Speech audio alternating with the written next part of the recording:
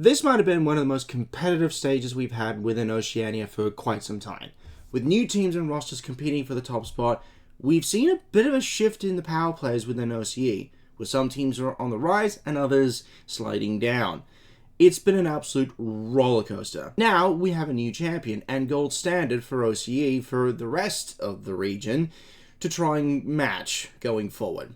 And with that, it is time to give my review on Stage 1 of the 2025 BLAST R6 Asia Pacific League Oceanic subdivision.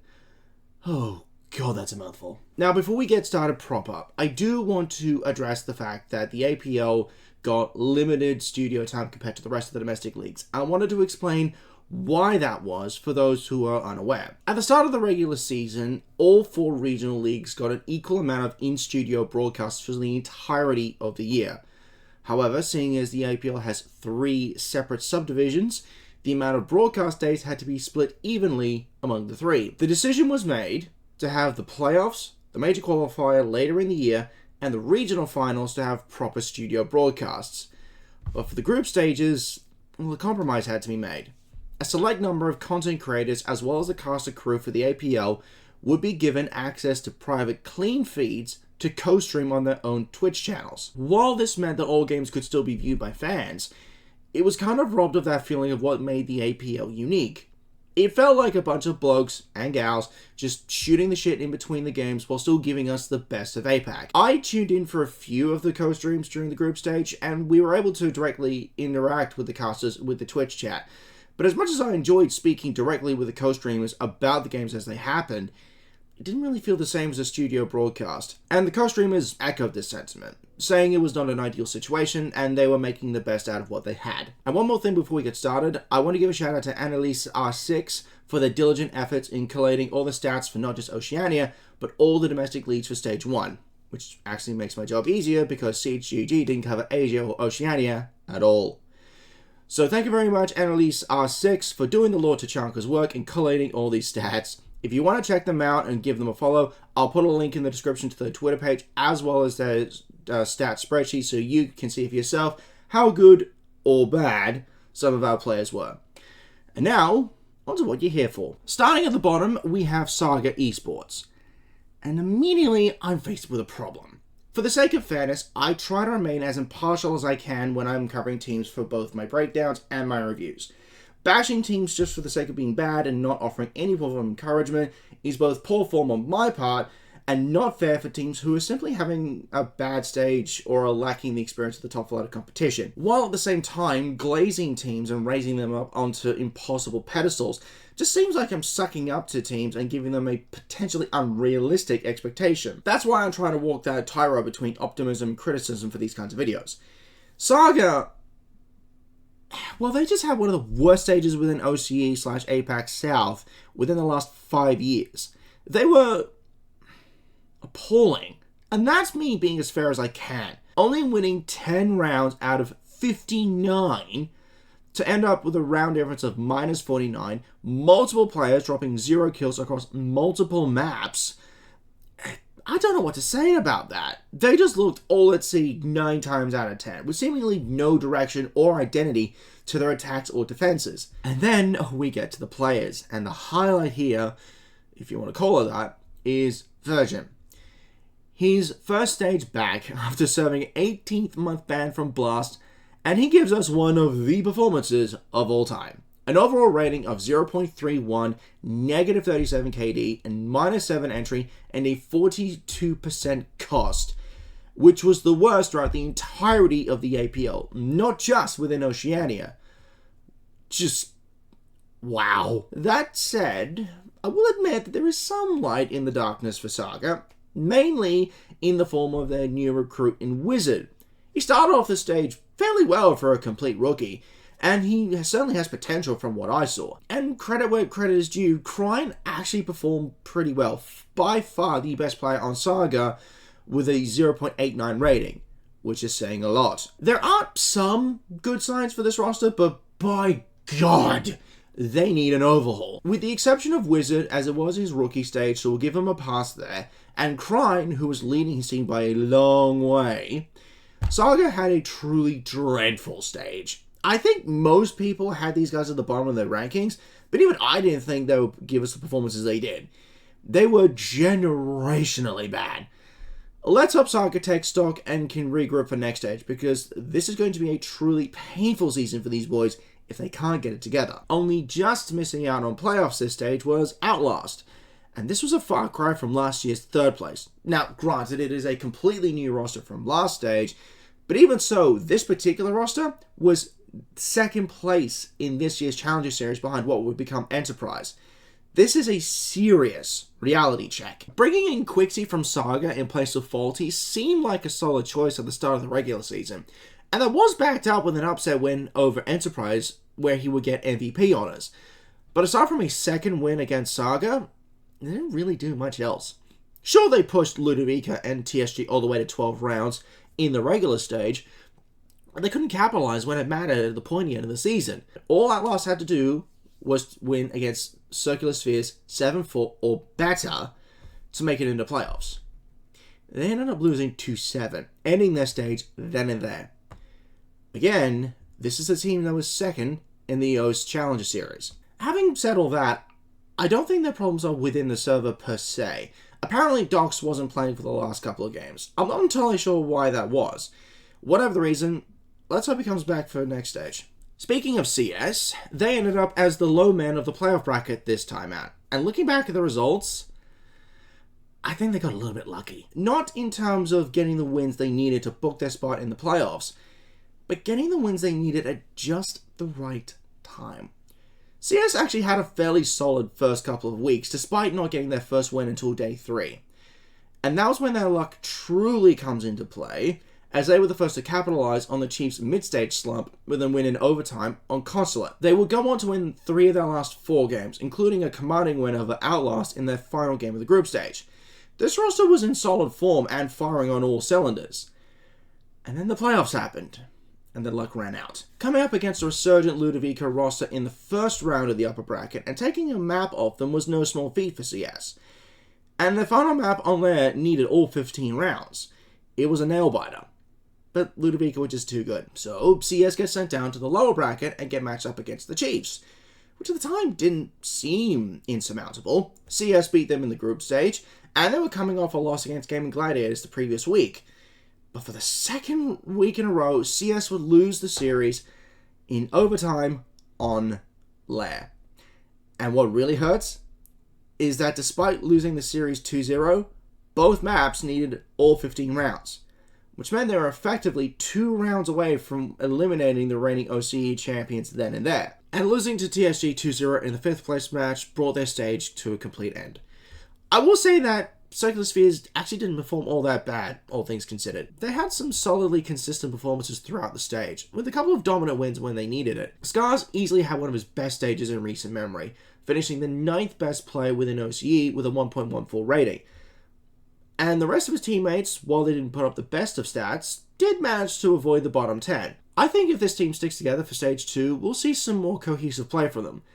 They just need a little bit more time to cook. Speaking of time to cook, True Synergy Gaming is up next, and I have to say, they did surprise me a little bit. Suddenly dropping Bailey within a week of the first playdate and then replacing them with Zero felt like a bad move, and they looked as much on day 1. But then we saw an unexpected pair of results from them, in beating both the reigning OCE champions in the Chiefs and the runners-up in the OCE Challenger Series in Outlast. True, they only beat one other team in the group stage, 3 guesses who they beat, but still, that's pretty impressive if you ask me. And, okay, I'll admit it, Zero actually did pretty well in his rookie stage, and put up some solid results. So, well done, young man. Now, when it comes to their playoff results, I do need to give a bit of a disclaimer. Barring their 5th place match against CS, TSG only played 1 game in the playoffs. They had to forfeit their match against the Chiefs due to their full roster not being available, because I think one of them was working on that day. At first glance, yeah, that sounds bad. But what I think people forget sometimes is that most players from the OCE League also have part-time jobs they have to attend to because most of the Yorks can't pay them enough to make a living wage from esports. Even Team Bliss back in the day was affected by this. So I'm a bit more sympathetic to TSG's plight than I would of, say, anyone in Europe. Because most players within the OCE can't make this a full-time career, because the money isn't there for them at the moment. But, getting back to it, After their forfeit to the Chiefs, TSG get matched up against Ludovica in the lower bracket quarters. And despite both maps going to overtime, TSG would ultimately lose 2-0 and get eliminated from the playoffs. Beating CS in the 5th place match and getting a small handful of SI points is a nice consolation prize. But like with CS, I think this team needs a little bit more time together to gel properly. I feel like there's potential here. Maybe not as Kingslayers, but definitely a team worthy of the mid-pack. Under normal circumstances, I would certainly consider TSG the best of the rest. But this stage has been far from normal. Case in point. Coming in 4th place in what might be the most surprising outcome of this stage, the Chiefs fell off a goddamn cliff compared to their lofty return last year. The reigning champions of OCE came into this stage with high expectations and fell disappointingly short. Their group stage started off well enough with a win over Saga Esports, which may have actually been a bit of a false start because they would then go on to lose their next 3 against TSG, CS, and Enterprise. Not something you would expect from the former regional champions, but they would rally and end the group stage on a 3-game win streak, just behind their rivals in Gaming Gladiators in 3rd. But that would mean they would have to go through the full bracket of the playoffs, or at least they would have if TSG were not forced to forfeit. So their first proper match is, surprise surprise, GG. A matchup worthy of a grand final a couple of weeks early. But despite some insane heroics on bank, including an ace clutch from Oda, Chiefs would ultimately lose 2-1 and get sent down to the lower bracket. Coming into the lower bracket quarterfinals against CS, you would think that the Chiefs would have an easy time of it. But, despite winning the series 2-0, both maps went to overtime and needed all 15 rounds. I think I hear alarm bells, especially coming into their match against Ludovica and their former teammate in Cairo. The man was out for blood, and they claimed the scalp over the Chiefs 2-0 and sent them home in the lower bracket semi-final. And the reason for that is they were able to best exploit what I think is the Chiefs' biggest weakness, and that is Jigsaw. Now, hold on a second, before you former lynch mob and come after me with torches, pitchforks, and God knows what else, let me clarify something. Jigsaw is not a terrible player. In fact, he was the best player globally, for Christ's sake, once you factor in the amount of games played. I mean, the man was just running around doing Jigsaw things almost every single game. And this leads me to my point. If you do not show Jigsaw the respect he deserves, and believe me, he deserves it, and you just let him run around doing what he does best, then 9 times out of 10, he will win the map for his team almost off his own back.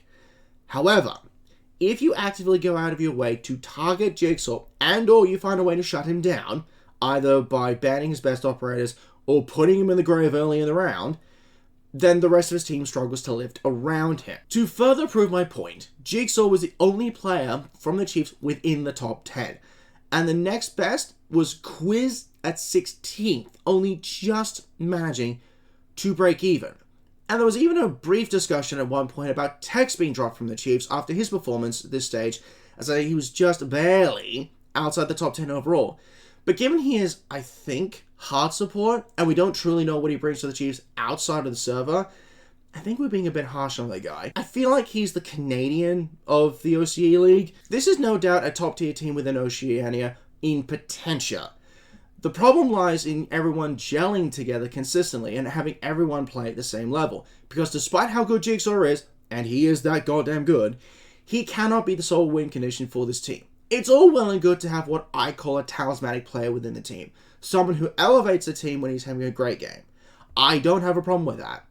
But when your results live and die by one player, that's where I start having problems. That said, this doesn't feel like something that is unsolvable. And I think these guys are disciplined and hungry enough to get those kinks ironed out for a run at Munich next stage. Coming into the bottom step of the dais.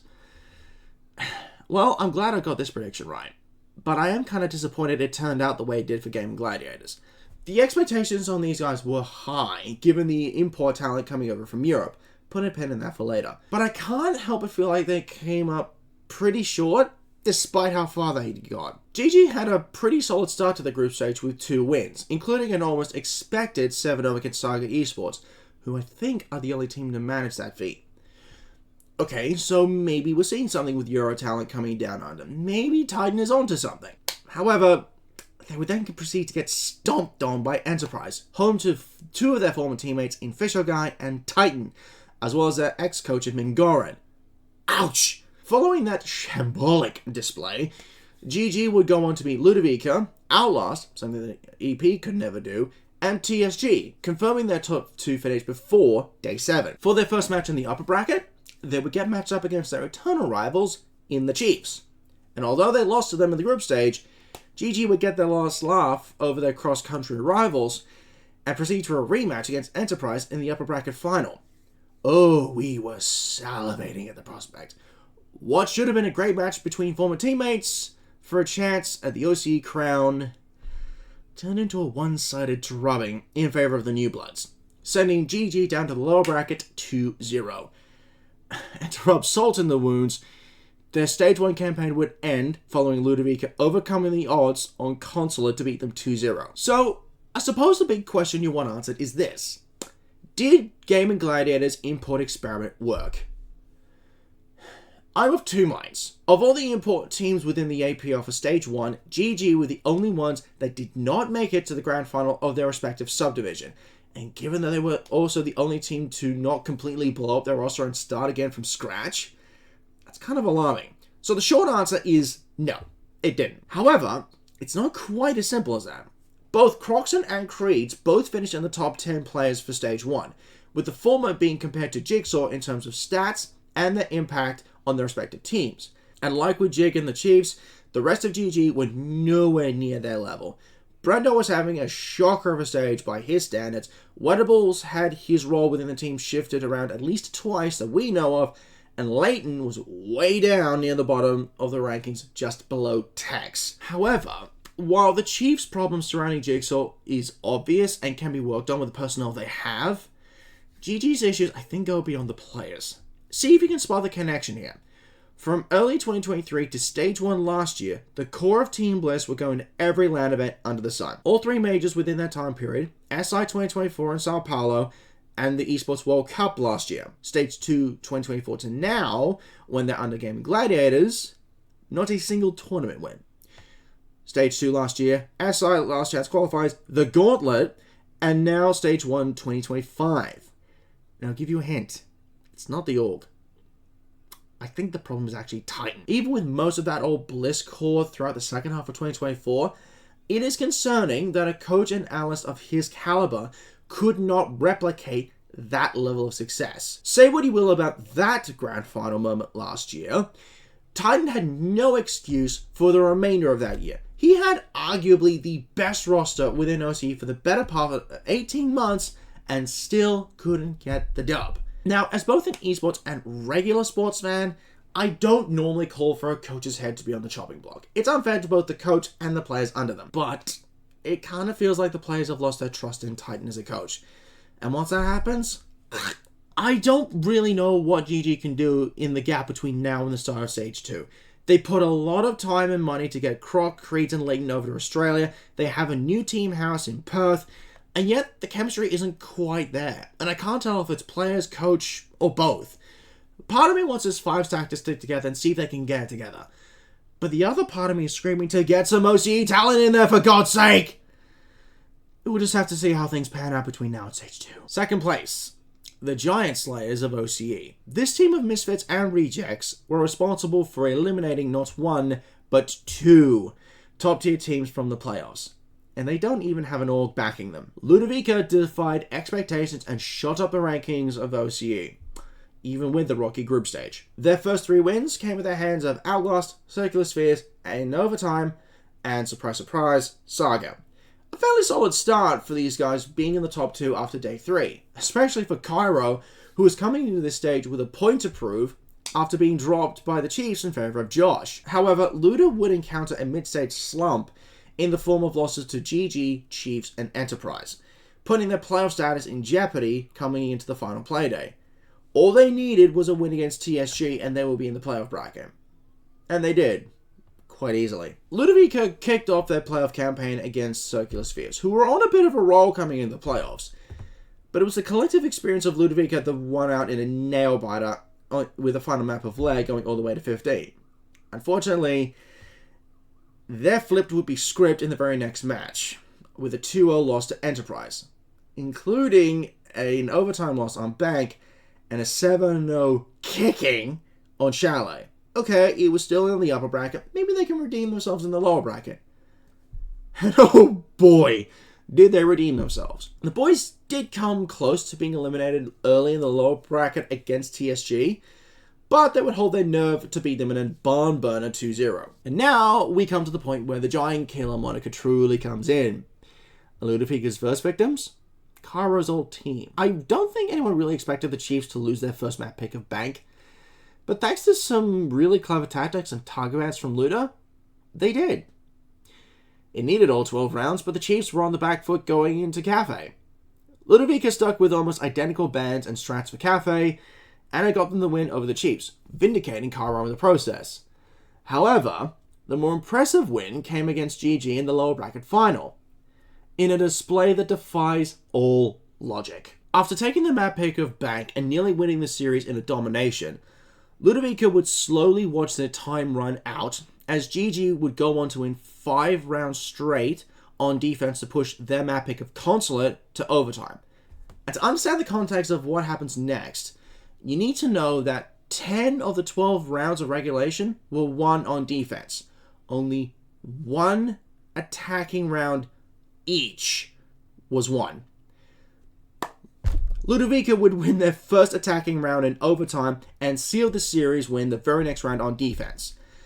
That one win on attack in overtime got them the win they needed to earn a rematch against Enterprise in the grand final. Unfortunately, just like the last time they faced each other though, Ludovika were just outclassed. The fact that Ludovika, an unrepresented team, got within a series of qualifying for EWC is mind-boggling. My own biases about the event aside, the exposure those guys would have had if they qualified would have been utterly insane. To play against some of the best teams in the world, even if they were to get utterly squished in groups, could have been a huge boon for their collective growth as players and for the region as a whole.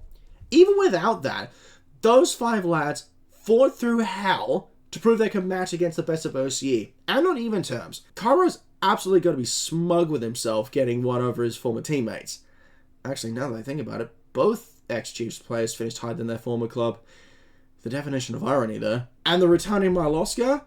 You wouldn't think the old dog had been away from the scene for nearly 3 years with the way he played. He is still that bloody good. Ludovika absolutely earned this top 2 result, proving to the rest of the league to never underestimate the underdogs. But they're going to need to be careful moving forward, as they will not be taken lightly again. And now, your new champions of OCE. Made from a hodgepodge of several different rosters, lashed together by one of the best and most loved coaches within the region, putting together a nearly flawless run from start to finish, almost mirroring their OCE Challenger Series run earlier in the year. Ladies and gentlemen, your new BLAST R6 OCE Subdivision Champions, Enterprise. Coming into the league with incredibly hot form and getting a new org behind them mere days before the league began, we had high expectations for this roster. And they didn't disappoint, dropping only a single map throughout the entire Stage 1 campaign. The only team they lost to was Outlast early on in the group stage. Also, the only team to beat them in the Challenge Series. So there may be a bit of a bogey team there. And here's a freaky fact for you. Throughout their entire stage, they only went to overtime once. Against Ludovika in the upper bracket semifinals. That just goes to show you how dominant EP were throughout the stage. Chiefs, GG, CS did not matter to them in the least. Enterprise swept away all challenges. However, the playoffs is where things really get interesting. Killerman had to step away from the team due to personal reasons just after the group stage ended. And before he left, he was firmly entrenched in the top 10 players of OCE. And he was far from the only one. So EP got permission to sign Player as an emergency sub for the playoffs. And boy did he make a statement. Player would actually end up at the top of the OCE rankings, despite only being a part of the team for playoffs, even above Jigsaw. A 1.58 rating, plus 30 KD, 0.97 KPR, and a cost of 73. Now, whether or not you decide to take into account the amount of maps played, that's up to you. But even playing half the maps as the rest of the league, that is still some insane stats. And he wasn't alone. Bapid and Relays had breakout stages with Enterprise, and Tuhan was just continuing his good work from the GG days. In fact, nearly all of Enterprise were firmly in the top 10 for OCE. The only one who wasn't was Fisho Guy. but that's to be expected given his role as IGL and I believe hard support. If that doesn't tell you how much Enterprise deserves to be OCE champions for this stage, then I don't know what will. Unfortunately, Killerman has been moved to the bench for Player to come in and take his place for EWC and beyond.